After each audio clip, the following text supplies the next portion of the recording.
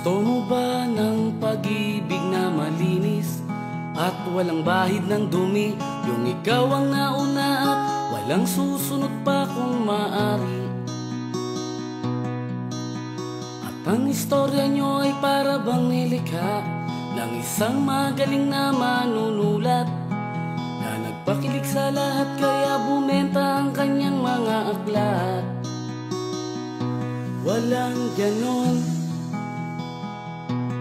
oo, walang ganon, walang ganon, wow, walang ganon. Gusto mo ba ng pag-ibig na panatag? Walang pag-aalinlangan na kahit ika'y wala yung alam mong di gagawa ng kalokohan. At parang drama